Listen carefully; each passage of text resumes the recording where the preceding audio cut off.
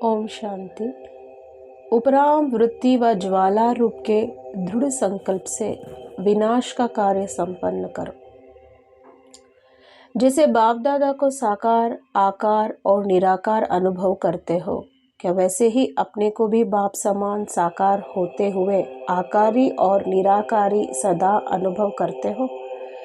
ये अनुभव निरंतर होने से इस साकारी तन और इस पुरानी दुनिया से स्वतः ही उपराम हो जाएंगे। ऐसे अनुभव करेंगे जैसे कि ऊपर ऊपर से साक्षियों इस पुरानी दुनिया को खेल सदृश के देख रहे हैं। ऐसी पावरफुल स्टेज अभी सदा काल की होनी चाहिए। ऐसी स्टेज पर स्थित हुई आत्मा में देखने से क्या दिखाई देगी? लाइट हाउस और पावर हाउस। ऐसी आत्माएं बाप समान विश्व कल्याणकारी कहलाई जाती है। जो भी सामने आए हर एक लाइट और माइट को प्राप्त करती जाए।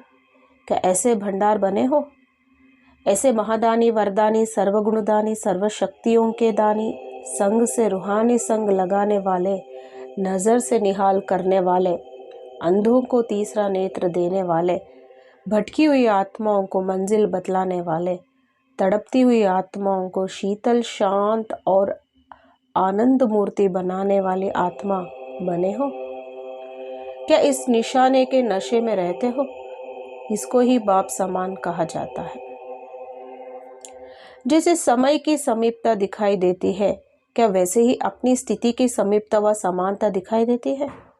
जैसे दुनिया के लोग आपके सुनाए हुए समय प्रमाण 2 वर्ष का इंतजार कर रहे हैं, क्या ऐसे भी आप स्थापना के और विनाश का कार्य कराने वाले 2 वर्ष के अंदर अपने कार्य को और अपनी स्टेज व स्थिति को संपन्न बनाने के इंतजाम में लगे हुए हो? या इंतजाम करने वाले अलबेले और इंतजार करने वाले तेज है? आप क्या समझते हो? क्या इंतजाम और जोर शोर से कर रहे हो, या जैसे दुनियावी लोग कहते हैं कि जो होगा सो देखा जाएगा, ऐसे ही आप इंतजाम करने के निमित्त बनी हुई आत्माएं भी ये तो नहीं सोचती हो कि जो होगा सो देखा जाएगा। इसको ही अलबेलापन कहा जाता है। अब तो इतना बड़ा कार्य करने के लिए खूब तैयारी चाहिए। पता है कि क्या तैयारी चाहिए? क्या शंकर को कार्य कराना है? उसको ही तो नहीं देखते हुए कि कब शंकर विनाश करावेंगे। विनाश ज्वाला प्रज्वलित कब और कैसे हुई? कौन निमित्त बना? क्या शंकर निमित्त बना या यज्ञ रचने वाले बाप और ब्राह्मण बच्चे निमित्त बने? जब से स्थापना का कार्य अर्थ यज्ञ रचा, तब से स्थापना के साथ साथ यज्ञ कुंड से विनाश की ज्वाला भी प्रकट हुई। तो विनाश को प्रज्वलित करने वाले कौन हुए? बाप और आप सब साथ साथ है ना। तो जो प्रज्वलित करने वाले हैं तो उन्हों को संपन्न भी करना है, ना कि शंकर को। शंकर समान ज्वाला रूप बनकर प्रज्वलित की हुई विनाश की ज्वाला को संपन्न करना है। जब कोई एक अर्थी को भी जलाते हैं तो जलाने के बाद बीच बीच में अग्नि को तेज किया जाता है। तो ये विनाश ज्वाला कितनी बड़ी अग्नि है। इनको भी संपन्न करने के लिए निमित्त बनी हुई आत्माओं को तेज करने के लिए हिलाना पड़े। कैसे हिलावे? हाथ से व लाठी से। संकल्प से इस विनाश ज्वाला को तेज करना पड़े। क्या ऐसा ज्वाला रूप बन विनाश ज्वाला को तेज करने का संकल्प इमर्ज होता है? ये या अपना कार्य नहीं समझते हो। ड्रामा के अनुसार निश्चित होते हुए भी निमित्त बनी हुई आत्माएं को पुरुषार्थ करना ही पड़ता है। इसी प्रकार अब इस मुक्ति और जीवन मुक्ति के गेट्स खोलने की जिम्मेवारी आपके साथ साथ आप सबकी है। वह विनाश सर्व आत्माओं की सर्व कामनाएं पूर्ण करने का निमित्त साधन है। ये साधन आपकी साधना द्वारा पूरा होगा। ऐसा संकल्प इमर्ज होना चाहिए कि आप सर्व आत्माओं का कल्याण हो सर्व तड़पती हुई दुखी और अशांत आत्माएं वरदाता बाप और बच्चों द्वारा वरदान प्राप्त कर सदा शांत और सुखी बन जाए और अब घर चले। ये स्मृति समय की समीपता प्रमाण तेज होनी चाहिए, क्योंकि इस संकल्प से ही और इस स्मृति से ही विनाश ज्वाला भड़क उठेगी और सर्व का कल्याण होगा। अब जितना ही बेहद के विनाश विशाल स्वरूप की सर्विस तीव्र रूप से करते हो जा रहे हो, इतना ही बेहद की उपराम वृत्ति तीव्र चाहिए। आपकी बेहद की उपराम वृत्ति अथवा वैराग्य वृत्ति विश्व की आत्माओं में अल्पकाल के लिए होगी, तो अपने सुख से वैराग्य उत्पन्न करेगी, तभी वैराग्य के बाद समाप्ति होगी। अपने आप से पूछो कि क्या हमारे अंदर बेहद की वैराग्य वृत्ति रहती है, जो गायन है कि करते हुए अकर्ता, संपर्क संबंध में रहते हुए कर्मातीत, क्या ऐसी स्टेज रहती है?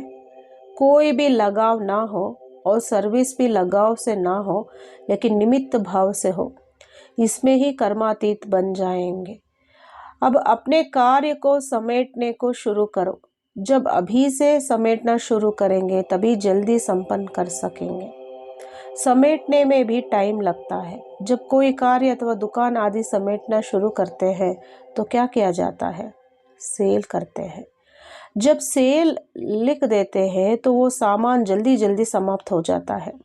तो ये फेयर भी क्या है? ये भी सेल लगाया है ना, ताकि जल्दी जल्दी सबको संदेश मिल जाए, जो खरीदना है वो खरीद लो, नहीं तो उल्हाना ना रह जाए। अभी क्या करना है? कार्य समेटना, अर्थात स्वयं के लगाव को समेटना है। अगर स्वयं को सर्व तरफ से समेट कर एवर रेडी बनाया तो आपके एवर रेडी बनने से विनाश भी रेडी हो जाएगा। जब आग प्रज्वलित करने वाले ही शीतल हो बैठ जाएंगे तो आग क्या होगी? तो आग मध्यम पड़ जाएगी ना। इसलिए अब ज्वाला रूप हो अपने एवर रेडी बनने के पावरफुल संकल्प से विनाश ज्वाला को तेज करो। जैसे दुखी आत्माओं के मन में से ये आवाज शुरू हुआ है कि अब विनाश हो, वैसे ही आप विश्व कल्याणकारी आत्माओं के मन से ये संकल्प उत्पन्न हो कि अब जल्दी ही सर्व का कल्याण हो, तभी समाप्ति होगी। समझा? पालना तो की, अब कल्याणकारी बनो और सबको मुक्त कराओ। विनाशकारियों की कल्याणकारी आत्माओं का सहयोग चाहिए, उनके संकल्प का इशारा चाहिए। जब तक आप ज्वाला स्वरूप न बने तब तक इशारा नहीं कर सकते। इसीलिए अब स्वयं की तैयारी के साथ साथ विश्व के परिवर्तन की भी तैयारी करो। ये है आपका लास्ट कर्तव्य, क्योंकि यही शक्ति स्वरूप का कर्तव्य है। स्वयं तो नहीं घबराते हो ना, विनाश होगा कि नहीं होगा, क्या होगा और कैसे होगा, ये समझने के बजाय अब ऐसा समझो कि ये हमारे द्वारा होना है। ये जानकर अब स्वयं को शक्ति स्वरूप बनाओ, स्वयं को लाइट हाउस और पावर हाउस बनाओ। अच्छा, हर बात में आप निश्चय बुद्धि हो। ऐसे सदा अचल अडोल निर्भय शुद्ध संकल्प में स्थित रहने वाले, संकल्प की सिद्धि प्राप्त करने वालों को बाप दादा का याद प्यार और नमस्ते। ओम शांति।